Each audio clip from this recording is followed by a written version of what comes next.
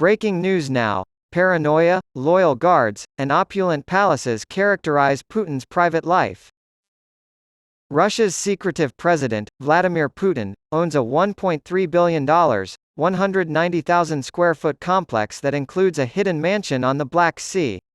The complex has a network of tunnels to help Putin escape in times of emergency, such as a rebellion or a war, and avoid a fate similar to that of Libya's Colonel Muammar Gaddafi. Underground tunnels stretch for 50 meters, and the property itself conceals a cathedral, an ice rink, a wine cellar, and 17,000 acres of forest from the rest of Russia. As reported by The Guardian, Gleb Karakulov, a captain in the Federal Protection Service who defected last year, confirmed the existence of a secret train network, identical offices in different cities, several layers of strict personal quarantine, and ever-increasing security protocols, including secret bunkers, to protect Putin, who has been known to disappear for weeks at a time. These precautions were ostensibly put in place to protect the life of Russian President Vladimir Putin, who was labeled pathologically afraid for his life by Karakulov. Faux air and sea convoys. His secret service uses decoy planes and dummy motorcades to send out misleading signals that Putin is leaving a location, and Putin is known to use twin offices in St. Petersburg, Novo Ogaryovo, and Sochi. The purpose of this hoax is to throw off foreign intelligence and foil any plots for assassination.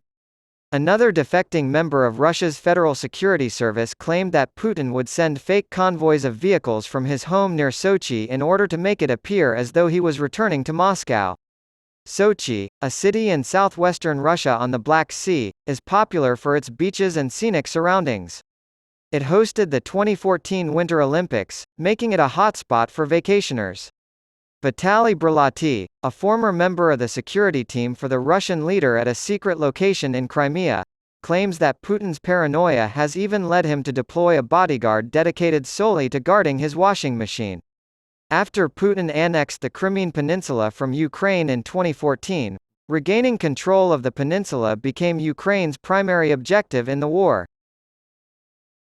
Brylati shared his knowledge of Vladimir Putin's growing terror with an independent Russian TV channel.